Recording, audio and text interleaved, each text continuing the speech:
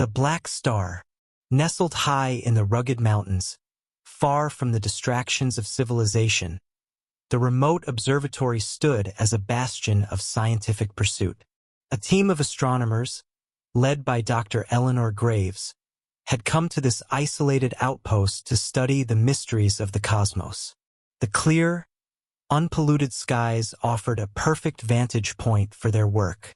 But as winter set in, cloaking the mountains in a thick blanket of snow, the isolation began to feel more oppressive than serene.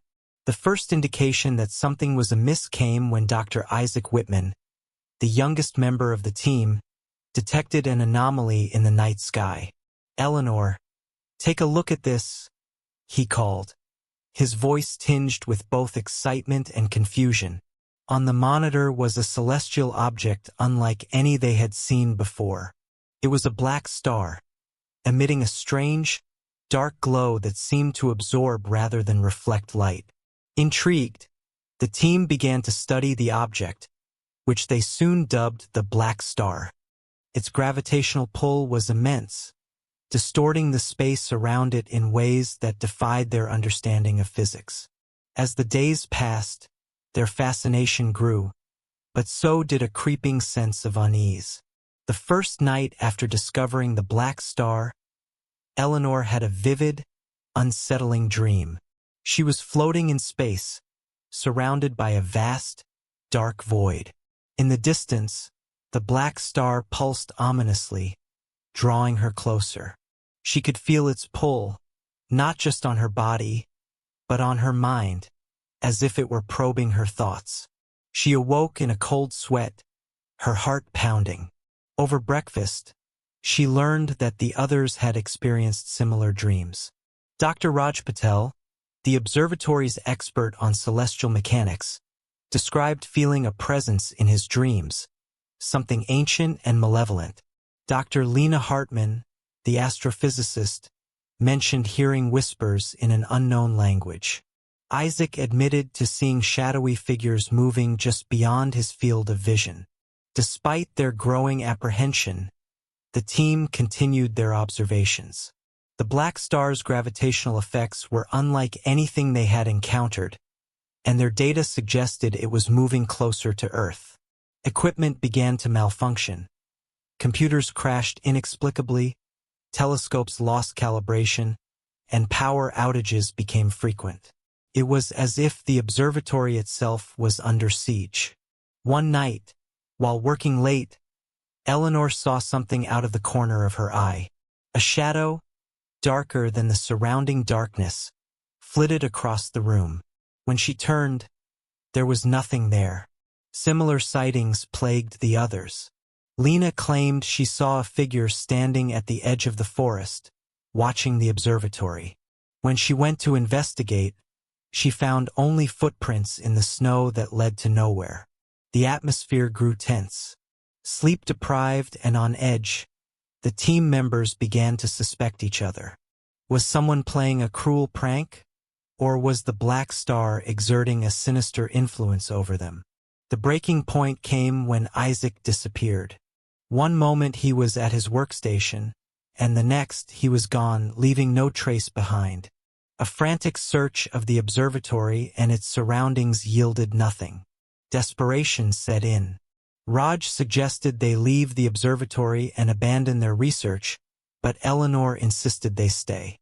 "We need to understand what we're dealing with," she argued. "If we don't, who will?"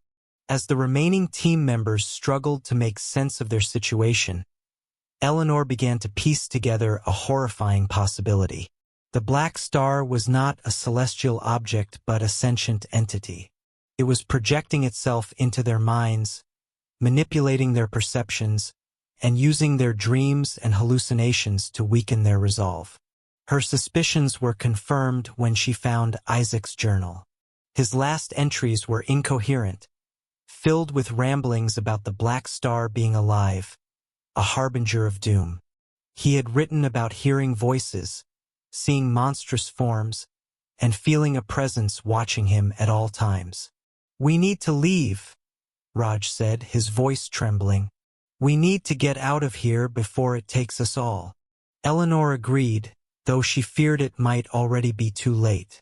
They packed what they could and prepared to make the treacherous journey down the mountain. But as they stepped outside, they were met with a blinding snowstorm, the likes of which they had never seen. It was as if the entity was trying to trap them. Determined to document their experience, Eleanor recorded a final log entry. "This is Dr. Eleanor Graves. If anyone finds this recording, know that we have discovered something beyond our understanding. The black star is not a star, but a sentient being. It's using our observations as a gateway to our world. We've experienced dreams, hallucinations, and disappearances. Isaac is gone. We're preparing to leave, but I fear we might not make it." As she finished the recording, Raj entered the room, his eyes wide with terror. "Eleanor, it's here." Before she could react, the lights flickered and went out. The temperature plummeted, and an oppressive darkness filled the room. In the pitch black, Eleanor heard Lena scream, followed by a chilling silence. She fumbled for her flashlight, but it was too late. The darkness seemed to come alive, wrapping around her like a vice. In the final moments, Eleanor felt a presence in her mind, a cold, alien intelligence probing her thoughts. "You cannot escape," it whispered. "I am eternal. I am coming." With her last ounce of strength, Eleanor activated the emergency beacon, hoping someone would find the recording. She knew their fate was sealed, but perhaps the world could still be warned. Weeks later, a rescue team braved the mountain to reach the observatory. They found the building abandoned, covered in a thick layer of ice. Inside, they discovered the final log entry, the equipment malfunctioning, and traces of a struggle. But of the team, there was no sign. The recording was played for the scientific community, who dismissed it as the ravings of a group driven mad by isolation and stress. But a few, those who had encountered the unknown, believed. As the rescue team prepared to leave, one of the members, a young astronomer, lingered behind. He stared into the camera, his eyes vacant, his face pale. "It's here," he whispered before the feed cut out. The black star was not just a threat to the remote observatory. It was a harbinger, a cosmic horror that had found a way to reach Earth. And as the world continued to spin, oblivious to the impending doom, the black star watched, waiting for the right moment to make its presence known. The ghost of Hollow Creek. The old farmhouse near Hollow Creek stood as a silent testament to time's passage, its weathered wood and sagging roof whispering secrets of years long gone. The Turner family, Derek, Amber, and their two children, Lynn and Jake, sought a fresh start, drawn to the charm and seclusion of the countryside.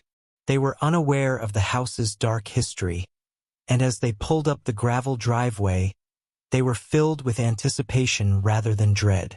From the moment they moved in, strange occurrences began to unsettle their idyllic new life. At first, it was small things, furniture shifting slightly, cold drafts in the warm summer air, and the feeling of being watched. But as days turned into weeks, the disturbances grew more pronounced. Doors slammed shut on their own, eerie whispers echoed through the halls at night, and the temperature would plummet without warning. Amber, ever the pragmatist, tried to rationalize the events. "Old houses make noise," she told herself. "It's just settling." But even she couldn't ignore the creeping sense of unease that pervaded every corner of the house. One night, as the family sat down for dinner, Lynn suddenly spoke up. "Mommy, I saw a lady in my room last night."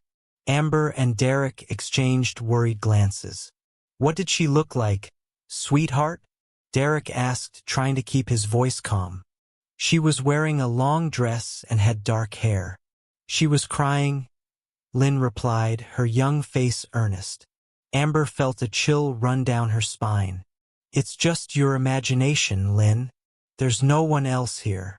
But Lynn's words lingered in the air, a foreshadowing of the terror that was to come. Determined to uncover the truth behind the disturbances, Derek visited the local library. There, he unearthed a trove of old newspapers and records that detailed the farmhouse's grim past. In the late 1800s, the house had belonged to a woman named Bethany Rourke. She had been found murdered in the house, her body discovered by a passing traveler who reported the gruesome scene to the authorities. The newspapers described Bethany as a recluse, tormented by her husband's infidelity. Her murder had never been solved, and rumors of her restless spirit haunting the farmhouse had persisted through the years. The previous owners had left abruptly, unable to endure the relentless hauntings. Armed with this information, Derek returned home to share his findings with Amber. "There's more to this house than we realized," he said, spreading the old newspapers on the kitchen table. "Bethany Rourke was murdered here, and her spirit might still be lingering." Amber's eyes widened as she read the articles. "So what do we do? How do we make it stop?" Derek sighed. "I'm not sure, but we need to find a way to communicate with her spirit. Maybe if we understand what she wants, we can help her find peace."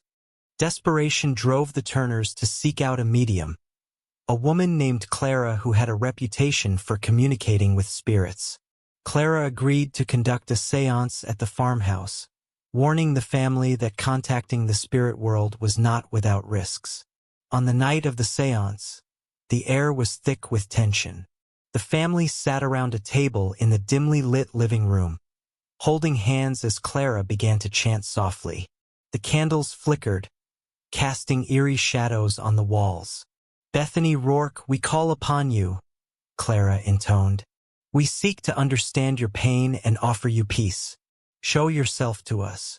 First, nothing happened. Then, a cold wind swept through the room, extinguishing the candles. In the darkness, they heard a voice, low and mournful. "Why have you come?" it whispered. Clara remained calm. "We want to help you, Bethany. Tell us what happened to you." The voice grew louder, filled with anguish. "He betrayed me. He loved her, not me. I made them pay." Derek felt a chill of realization. "Bethany, who did you make pay?" There was a pause. Then the voice snarled, "All of them. Every one." Suddenly, the room was filled with a blinding light.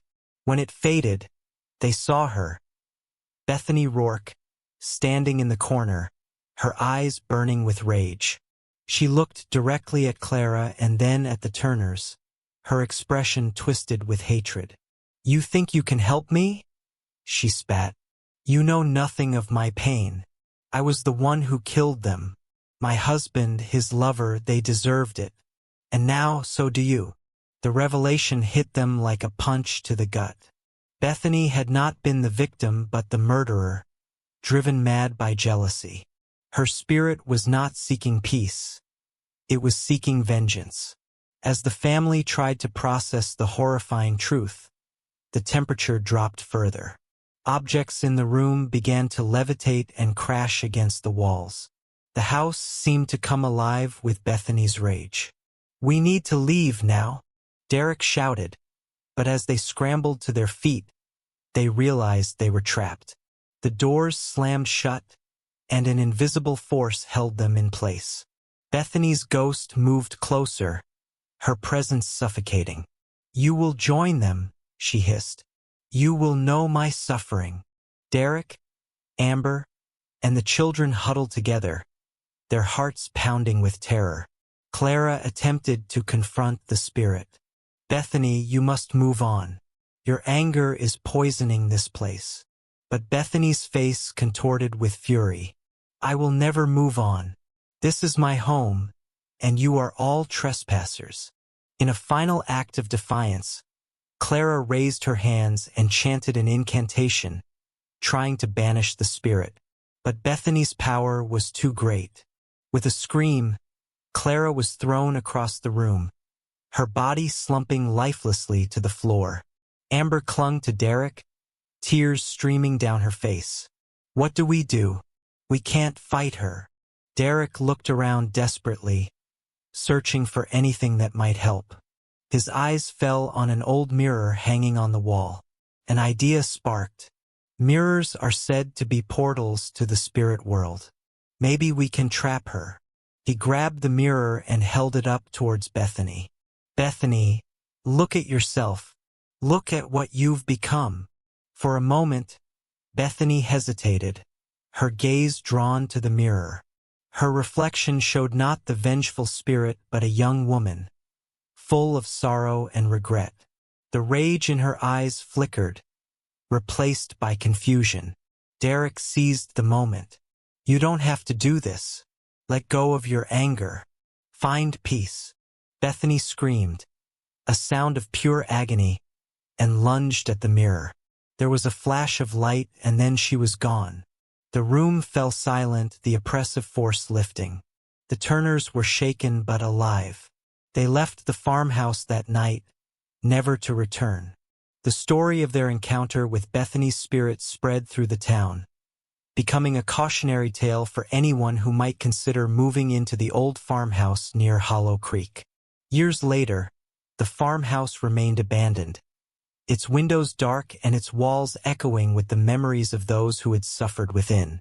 Locals whispered that on certain nights, you could still hear Bethany's mournful cries, a reminder of the tragedy that had unfolded there. Despite their ordeal, the Turners had managed to escape with their lives. They moved far away, hoping to put the nightmare behind them. But the experience had left Derek a lingering sense of dread that haunted their dreams. One night, years after they had left Hollow Creek, Derek found an old photograph tucked away in a box of forgotten belongings. It was a picture of the farmhouse, taken before they had moved in. As he stared at it, a cold realization dawned on him. In the background of the photograph, barely visible in a window, was the faint outline of a woman. Her face was twisted in rage, her eyes burning with a malevolent fire. Derek's heart skipped a beat. Bethany's spirit had been watching them even before they moved in, her malevolence seeping into their lives long before they set foot in the house. As he showed the photograph to Amber, a sense of foreboding washed over them. They had escaped the farmhouse, but had they truly escaped Bethany's wrath? The thought lingered, a dark cloud over their new life. Years later, a new family moved into the farmhouse near Hollow Creek, unaware of its dark history. They were drawn to the charm and seclusion, just as the Turners had been. For a while, life was peaceful, the house welcoming them with open arms. But soon, strange occurrences began to unsettle their idyllic new life. Furniture moved on its own, cold drafts whispered through the rooms, and the feeling of being watched pervaded every corner.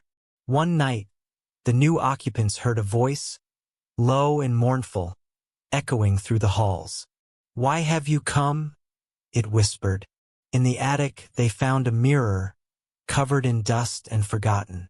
As they cleaned it, they caught a glimpse of a woman in a long dress with dark hair. Her eyes were filled with rage, and her presence was suffocating. They realized too late that Bethany's spirit had never left. She had been waiting, her malevolent gaze fixed on the new family, ready to add their souls to her collection of tormented spirits. The farmhouse stood as a silent witness to the endless cycle of suffering. The ghost of Hollow Creek remained, her sorrow and rage echoing through the ages, forever trapping those who dared to disturb her resting place. And so, the legend of the haunted farmhouse continued, a chilling reminder of the darkness that lurked within its walls. The ghost of Bethany Rourke, forever bound by her jealousy and rage, would never find peace, and neither would those who crossed her path. The Butcher of West Amp. The small town of West Amp was picturesque, with its tree-lined streets, quaint shops, and a close-knit community. But beneath its charming facade lurked a dark and terrifying secret. For decades, The town had been haunted by a series of gruesome murders, attributed to a serial killer known only as the Butcher. The police had never been able to catch him, and the town lived in constant fear, especially on the anniversary of each murder. Karen Wells, a determined journalist with a knack for uncovering hidden truths, moved to West Amp to investigate the cold cases. She had been following the story of the Butcher for years, and now she was ready to delve into the heart of the mystery. Her arrival in West Amp was met with curiosity and suspicion from the locals, who were wary of outsiders poking into their dark history. Karen rented a small cottage on the outskirts of town and began her investigation. She spent her days poring over old police reports, interviewing townspeople, and searching for any clue that might lead her to the identity of the Butcher. The more she learned, the more she realized that the killer had to be someone well-respected in the community, someone who could move about unnoticed and unchallenged. Karen started her investigation by visiting the West Amp Historical Society, where old newspaper clippings and town records were stored.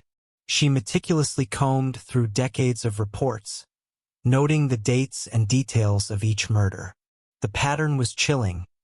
Each victim had been brutally mutilated, their bodies left in public places as if to taunt the town. Her next step was to interview the locals. She started with the families of the victims, who were understandably reluctant to talk about their painful past. But Karen's empathy and persistence eventually won them over, and they shared their stories of loss and fear. She learned that the victims had no apparent connection to each other, making the killer's motive even more elusive. One evening, while having dinner at the local diner, Karen struck up a conversation with an elderly woman named Mrs. Whitaker. The woman had lived in West Amp her entire life and was a wealth of information about the town's history. "The Butcher," Mrs. Whitaker said, her voice trembling, "has been a dark cloud over this town for as long as I can remember. We used to feel safe here, but not anymore." Karen leaned in closer. "Do you have any idea who it might be?" Mrs. Whitaker shook her head. "No one knows for sure, but I always found it strange how Sheriff Walker has been in charge of the investigation for so long. He's a good man, but, well, sometimes I wonder if he knows more than he's letting on." Sheriff Samuel Walker was a beloved figure in West Amp. He had been the town's sheriff for over 30 years, and the community trusted him implicitly. Karen had already planned to interview him, but Mrs. Whitaker's words added a new layer of intrigue to her investigation. The next day, Karen visited the sheriff's office. Sheriff Walker greeted her warmly, his rugged face breaking into a friendly smile. "Ms. Wells, I've been expecting you. Please, come in." Karen sat across from the sheriff, her notebook ready. "Thank you for meeting with me, Sheriff Walker. I'm here to learn more about the Butcher and the efforts to catch him." The sheriff sighed, his expression turning somber. "It's been the most frustrating case of my career. We followed every lead, but the Butcher is always one step ahead. He's a ghost. Do you have any theories about who he might be?" Karen asked. Sheriff Walker hesitated. "I've had my suspicions over the years, but nothing concrete. The Butcher knows this town inside and out. He could be anyone." Karen left the interview feeling both impressed by the sheriff's dedication and unnerved by his evasiveness. Something about his demeanor didn't sit right with her, but she couldn't put her finger on it. Determined to uncover the truth, Karen continued her investigation late into the night. She reviewed her notes and the information she had gathered, looking for any inconsistencies or overlooked details.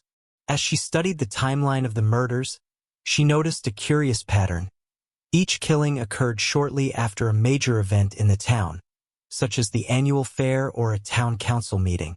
Karen's instincts told her to dig deeper into the town's social dynamics. She began to focus on individuals who were consistently present at these events, narrowing her list of suspects. One name kept resurfacing: Sheriff Samuel Walker. With a growing sense of dread, Karen decided to visit the sheriff's home, located on the outskirts of town.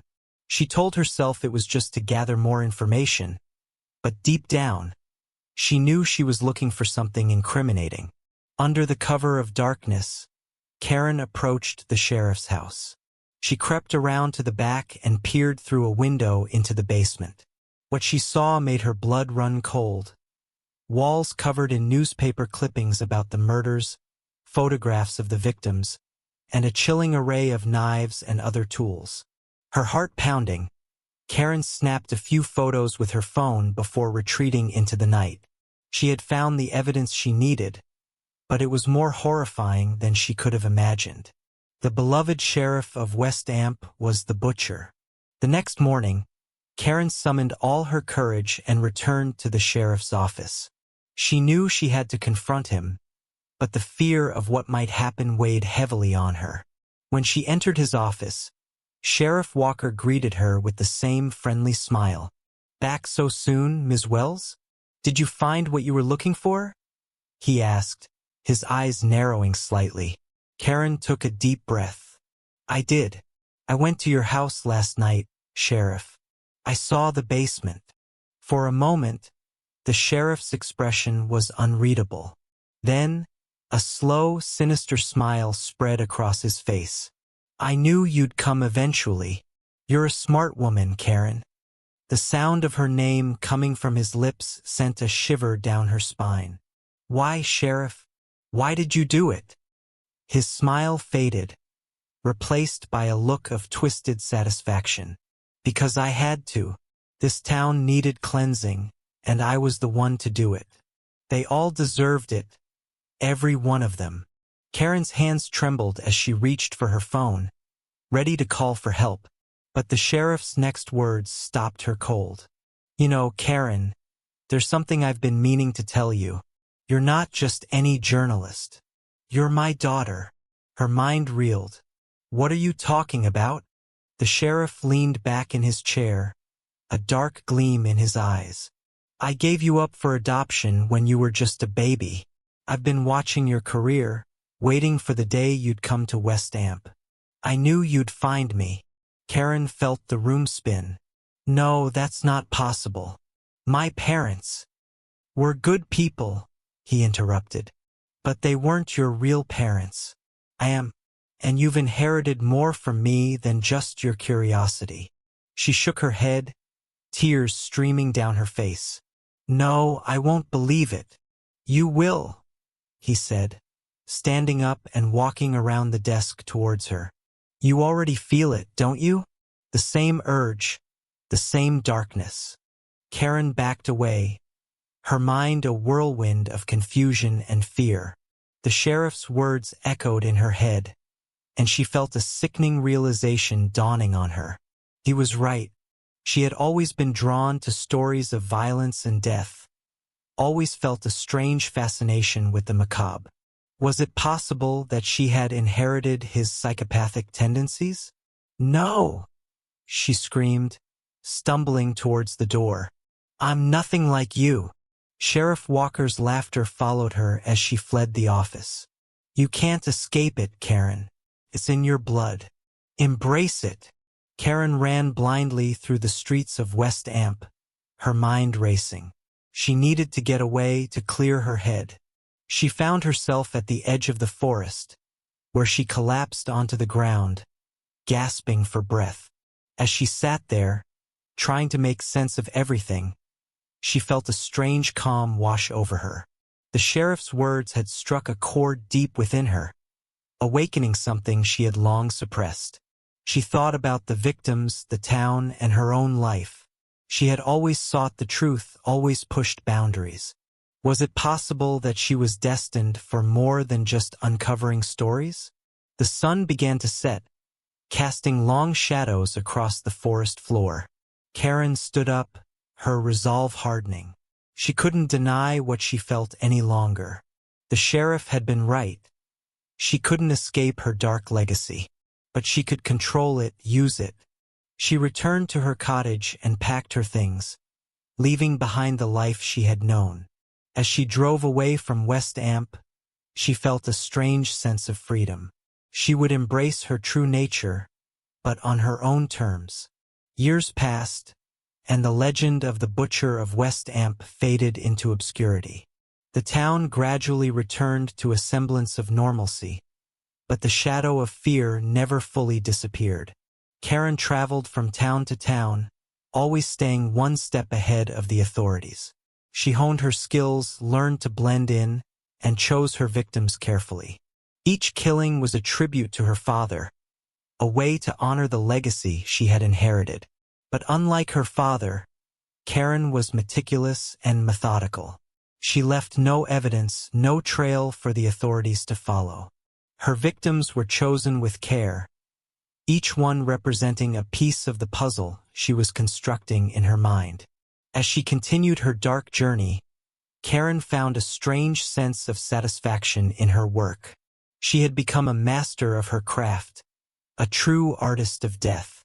The Butcher of West Amp was no more, but his legacy lived on through her. One rainy night, Karen found herself in a small town much like West Amp.